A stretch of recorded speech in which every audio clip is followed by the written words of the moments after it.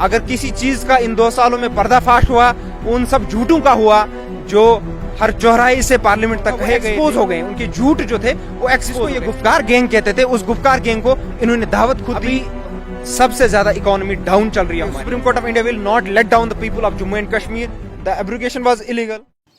बिस्मिल्लाहिर्रहमानिर्रहीम। वालेकुम नाज़रीन, रहे हैं करंट न्यूज़ ऑफ इंडिया और बट यासिर। जैसा कि आप जानते हैं कि आर्टिकल 370 और 35A के खात्मे को 2 साल मुकम्मल होने जा रहे हैं।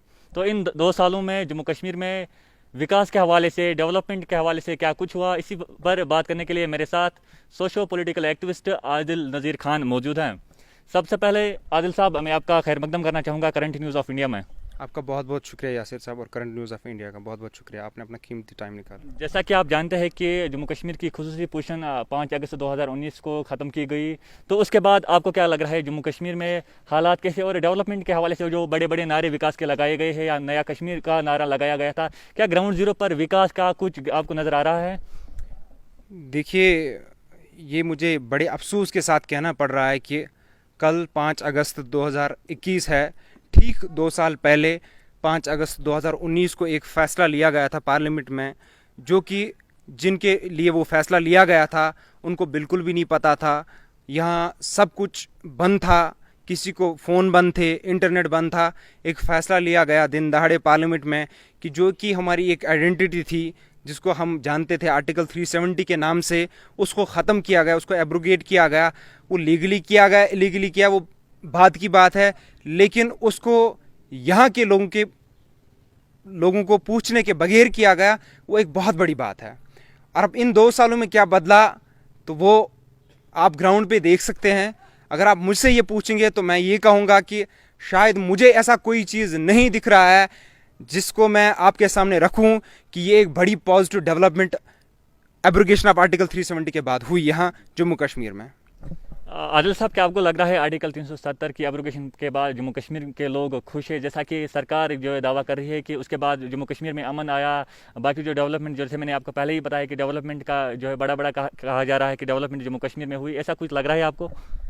देखिए यासिर साहब, अगर हम बात करेंगे कि जम्मू कश्मीर के लोग खुश हैं या नाखुश हैं इस फैसले से, आपने अगर ये देखा होगा कि 2019 5 अगस्त के बाद बहुत सारी रिपोर्ट्स पब्लिश हुई, जिन सब रिपोर्ट्स का मुझे लगता है एक निचोड़, जो एक समरी है, उन समरी में यही था कि जो एक आम इंसान है जम्मू कश्मीर का, वो इस फैसले से खुश नहीं था। उसको इस चीज़ का बड़ा अफसोस था कि अगर मुझे कॉन्स्टिट्यूशन ऑफ इंडिया ने कोई गारंटी दी थी, जो इंस्ट्रूमेंट ऑफ एसेशन से निकल के आया था, जिसको हम आर्टिकल 370 कहते थे, उसको मेरे को पूछे बगैर ही ख़त्म किया गया। अब रही बात कि ये उसके बाद बड़े दावे किए गए कि, या पार्लियामेंट में भी उस time on the floor of house कहा गया कि जम्मू कश्मीर में जो विकास की गाड़ी है वो आर्टिकल 370 की वजह से, 35A की वजह से रुकी हुई है। वहाँ जो डेवलपमेंट है जम्मू कश्मीर का, वो उसी वजह से रुका हुआ। लेकिन आप देख सकते हैं 2 साल के बाद अगर हम आज बात करेंगे, वो जो पार्लियामेंट में बातें कही गई थी, या जो हर चौराहे पे किसी एक पर्टिकुलर पार्टी ने या एक सरकार ने कही थी, वो खोखली साबित हुई। अगर किसी चीज़ का इन 2 सालों में पर्दाफाश हुआ, उन सब झूठों का हुआ जो हर चौराहे से पार्लियामेंट तक कहे गए थे कि 370 की वजह से डेवलपमेंट जम्मू कश्मीर में रुका हुआ है, विकास की जो गाड़ी है वो आगे नहीं बढ़ रही है कश्मीर में। वो आर्टिकल 370 उसका एक रीज़न था।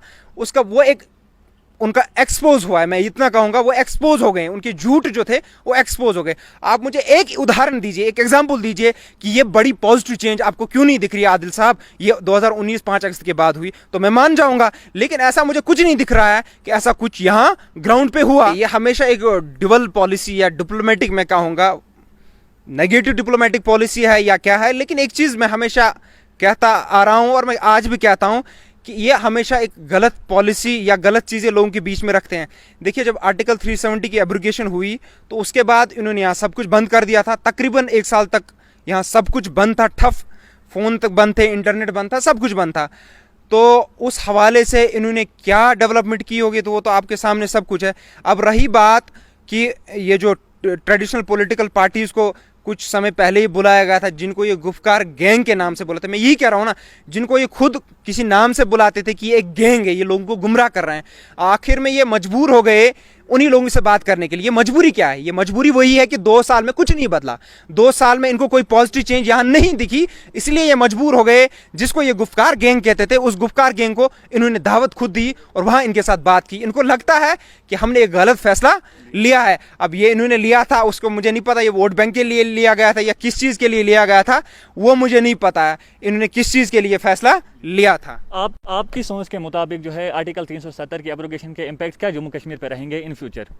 देखिए, इन फ्यूचर की बात तो दूर की है, लेकिन मैं फिलहाल कहूंगा इन 2 सालों में क्या इम्पैक्ट रहा। इन 2 सालों में आपके पास कुछ आंकड़े रखना चाहता हूं, वो ये है अभी तक 2 साल तक आर्टिकल 370 की एब्रोगेशन के बाद हमारे बच्चों ने स्कूल का दरवाजा नहीं देखा है। ये एक बहुत बड़ी, इसको मैं कहूंगा नेगेटिव डेवलपमेंट हुई है जम्मू कश्मीर में एब्रोगेशन आर्टिकल। लेकिन उसके बाद कोविड भी आया, कोविड की जो है वजह से भी लॉकडाउन रहा है। देखिए, लेकिन हालात सामान्य कहाँ है? अगर आप कहेंगे, यहाँ कुछ लोग ऐसा भी कहते हैं कि हालात 2 साल से सामान्य, अब वहाँ खुद ही कह रहे हैं कि कोविड की वजह से लोग खुद ही बाहर नहीं निकल रहे थे, तो आप फिर उस चीज़ को कैसे कॉन्ट्राडिक्ट कर सकते हैं? उस चीज़ को आप कैसे, फिर उस चीज़ को भी देखिए ना। आप फिर ऐसे नहीं, अगर यहाँ नॉर्मल 2019 से 5 अगस्त के बाद अगर ये नॉर्मल 2 साल होते तो फिर यहाँ स्कूल भी खोले जाते, या फिर यहाँ पत्थरबाजी नहीं होती, या कोई चीज़, या मैं नहीं कहता हूँ पत्थरबाजी, मैं तो उसके खिलाफ ही हूँ, या सिंपल बात है कि यहाँ लोग रोड पे निकल के आते। लेकिन जब कोविड था, आप खुद ही कह रहे हैं कोविड था, कोविड की वजह से बाहर नहीं निकलते। मे बी इन फ्यूचर वो निकले या ना निकले, उसका तो मुझे नहीं पता है, लेकिन ये बात तो माननी पड़ेगी ना हमें कि 2 साल तक हमारे बच्चों ने स्कूल का दरवाज़ा नहीं देखा। अभी सबसे ज़्यादा इकोनॉमी डाउन चल रही है हमारी, जम्मू कश्मीर में चल रही है, ये भी एक नेगेटिव डेवलपमेंट है। केसीसीआई की एक रिपोर्ट आई, उसमें उन्होंने पहले कुछ महीने का 17,000 करोड़ का कुछ नुकसान बताया था, फिर वो आगे जाके शायद 40,000 करोड़ का आसपास का कुछ। अनएम्प्लॉयमेंट रेट हाईएस्ट पे जम्मू कश्मीर में, ये भी एक नेगेटिव डेवलपमेंट है यहाँ। ये जो कह रहे हैं ना हमने चेंज किया, आप ये देखिए ना, मुझे एक चीज़ बताइए आप कि जो आपको दिख रहा है कि या नहीं 5 अगस्त के बाद ये चीज़ हुई, वैसी तो कोई चीज़ है ही नहीं, मुझे नहीं दिख रही है। लेकिन मेरी एक suggestion in traditional political parties के लिए ये जरूर रहेगी कि अगर 70 साल से एक पर्टिकुलर आइडियोलॉजी ने या एक पर्टिकुलर पार्टी ने इस चीज़ का इंतजार किया, इस मौके का वेट किया कि कब हम इसको ख़त्म करेंगे, क्योंकि ये आज की बात नहीं, ये 50 के दशकों की बात है कि तब ये उनकी सोच थी कि हम आर्टिकल 370 को नहीं चाहते हैं जम्मू कश्मीर में। आखिर उन्हें 70 साल के बाद उसको ख़त्म किया, किस तरह से ख़त्म किया वो अलग बात है, लीगल है इलीगल है वो सुप्रीम कोर्ट खुद डिसाइड करेगा। लेकिन यहाँ की जो मैं यहाँ बात कर रहा हूँ उन्होंने किया। अब यहाँ की पॉलिटिकल पार्टीज को सब्र रखे, यूनिटी रखे, लोगों की बात करनी चाहिए, उनको कंप्रोमाइज़ मुझे नहीं लगता करना चाहिए किसी चीज़ पे। आर्टिकल 370 को उनको कंप्रोमाइज़ नहीं करना चाहिए। यहाँ अब यही चीज़ नहीं, आर्टिकल 370 में कुछ रहा था नहीं रहा था, लेकिन एक आइडेंटिटी थी, जेएंडके के पास एक आइडेंटिटी थी। जम्मू एंड कश्मीर एक नॉर्मल स्टेट नहीं था, मैं कहूँगा before the creation of, before the birth of India and Pakistan, Jammu Kashmir की एक अपनी आइडेंटिटी थी। वो आइडेंटिटी वो आर्टिकल 370 एब्रोगेशन के बाद खो चुके हैं यहाँ के लोग। वो एक अफसोस, एक रंज हमेशा लोगों के दिल में रहेगा ना। इसलिए मैं कह रहा हूँ कि इनको ये चीज़ दिमाग में रख के आगे की स्ट्रैटेजी बनानी चाहिए, यूनिटी के साथ आगे चलना चाहिए।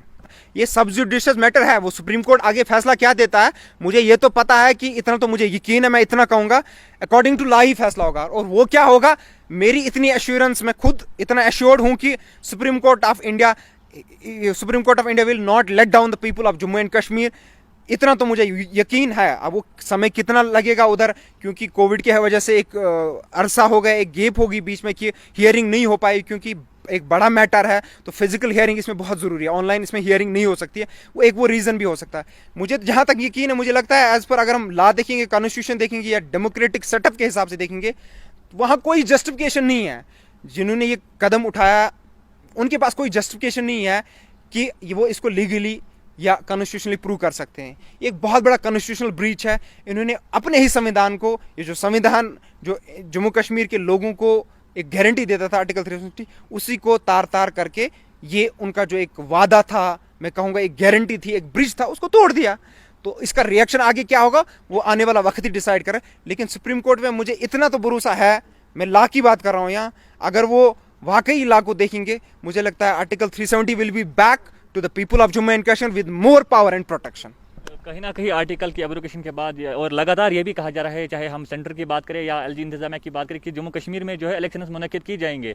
क्या आपको लग रहा है इलेक्शन डिलिमिटेशन या स्टेटहुड रेस्टोर करने से पहले होनी चाहिए या उसके बाद? देखिए, मेरे हिसाब से स्टेटहुड की बात क्या हम करें, मेरा तो स्टैंड ही बोल रहा हूँ मैं कि द एब्रोगेशन वाज इलीगल, तो आप उस पर बात कीजिए ना, आप कहिए ना इनको आर्टिकल। आपने 2 साल ट्राई कर लिया, यहाँ आप कुछ पॉजिटिवली चेंज नहीं कर पाए। आपने ग्राउंड पे भी देख लिया, अगर ये चेंज उन्होंने किया होता यहाँ कुछ, ये मजबूर नहीं होते 2 साल के बाद उन्हीं पार्टीज के पास जाने के लिए जिनको ये गैंग कहते थे, जिनको ये कहते थे गुमराह करते हैं यहाँ लोग, यहाँ के लोगों को। ये मजबूर हो गए 2 साल के बाद। ये वही रीजन है कि यहाँ कोई पॉजिटिव चेंज नहीं हुई। ये जो एब्रोगेशन ऑफ आर्टिकल 370 किया गया था, ये जो पॉलिटिकल एक स्टंट किया गया था, वो फेल हो गया, वो पूरी तरह से फेल हो गया। अब आगे की स्ट्रेटजी, इलेक्शन ये करेंगे, इलेक्शन तो होना चाहिए, ये मैं इसके साथ में भी हूं, लेकिन मेरा यह है कि अब बीजेपी को या जो भी पार्टी, पर्टिकुलर पार्टी या गवर्नमेंट है, उनको इंट्रोस्पेक्शन करना चाहिए इस चीज़ का कि हमारा जो फैसला था वो सही नहीं था। जम्मू कश्मीर की आवाम इससे खुश नहीं है, ना वो तरक्की की तरफ बढ़ रही है। यहाँ अगर देखेंगे इकॉनमी पीछे चलेगी, टूरिज्म पीछे चला गया, स्कूल्स बंद है, कॉलेजेस बंद है। आप देखिए डेवलप, यहाँ की रोडों की ऐसी हालत हो गई, अगर आप रोड पे चलेंगे तो मुझे लगता है सबकी सब डिस्क अप हो जाएंगी आपको। ये हालत हो चुकी है। इनको इंट्रोस्पेक्शन करना चाहिए और आर्टिकल 370 को इनको वापस देना चाहिए लोगों को। एक वो ट्रस्ट जो इन्हें खत्म किया, एक वो जो ब्रिज खत्म किया, उसको फिर से चलती है। कहीं ना कहीं लोग भी ये कहते हैं आर्टिकल की एब्रोगेशन के बाद या जब से एलजी इंतजाम जम्मू कश्मीर में जो है काम कर रही है, तब से करप्शन के खिलाफ जो है नोज टाइट की गई है। क्या ग्राउंड लेवल पे आपको लग रहा है कि ऐसी कोई? देखिए, मैंने पहले भी कहा, मुझे बड़े अफसोस के साथ ये फिर से कहना पड़ रहा है कि अगर जम्मू कश्मीर में 2019 के बाद, 5 अगस्त के बाद किसी चीज़ ने तरक्की की है, आर्टिकल को हटाने के बाद किसी ने तरक्की की है, वो करप्शन ने यहाँ तरक्की की है। बड़ी चरम सीमा पे है करप्शन। करप्शन एक एक्सट्रीम लेवल तक पहुँच चुका है जम्मू कश्मीर। आप देखिए हर एक ऑफिस में, मैं एक सिंपल आपको एग्जाम्पल दूंगा। आप देखिए छोटे से छोटे काम के लिए लोगों से पैसे लिए जा रहे हैं, फिर वो काम भी नहीं होता है। अब देखिए यहाँ जो डेवलपमेंटल वर्क है, जो 5 साल पहले प्लान लाए गए थे, 2 साल 3 साल, वो पेंडिंग है। यहाँ करप्शन नहीं है तो और क्या है। अब देखिए मटेरियल ऐसा यूज़ किया, कल ही मैंने एक सिंपली, आपने शायद वो सुना भी होगा, एक प्रॉपर्टी कल एक जगह जो गवर्नमेंट कहीं कंस्ट्रक्शन हो रही थी, उसका हमने वहाँ बंद कराया, काम रोक दिया। वजह यही था कि वो मिट्टी वहाँ यूज़ कर रहे थे, इतना लो स्टैंडर्ड मटेरियल, लो का सब स्टैंडर्ड मटेरियल यूज़ कर, लो क्वालिटी का मटेरियल था। तो एडमिनिस्ट्रेशन सोई हुई है। अब यही है ना, इसका ध्यान कौन रखेगा? ये नुकसान हमारा हो रहा है ना, पब्लिक का हो रहा है, आम जनता का हो रहा है, जो टैक्स दे रहे हैं उनका नुकसान हो रहा है। जहाँ तक लोगों की बात है, जम्मू कश्मीर के लोगों की बात है, मेरी मैसेज तो क्लियर कट यही है कि मैं उनको हमेशा यही कहूँगा कि आप यूनिटी अपने में बना के रखे और यूनाइटेड रहे। मुझे जहाँ तक लगता है, अगर आप जितना, यूनिटी इज़ द स्ट्रेंथ और यूनिटी इज़ द सक्सेस। आपको कुछ भी अगर वापस चाहिए, कुछ भी करना, देखिए आपकी यूनिटी यहाँ डिसाइड करेगी। अगर आप यूनाइटेडली फाइट करेंगे आर्टिकल 370, वो वापस आएगा with more power and protection. मैं आपसे वादा करता हूँ आज, लेकिन आपको उसके लिए फाइट कर, हर एक को बोलना पड़ेगा और एक यूनिटी के साथ बोलना पड़ेगा। मैं नहीं कह रहा हूँ आदिल कह रहा, अगर आदिल ही कह रहा तो फिर क्या जरूरत है आर्टिकल 370 की? आदिल ही कह रहा तो फिर क्या जरूरत है उसकी? क्योंकि यहाँ और भी 1.5 करोड़ लोग रहते हैं।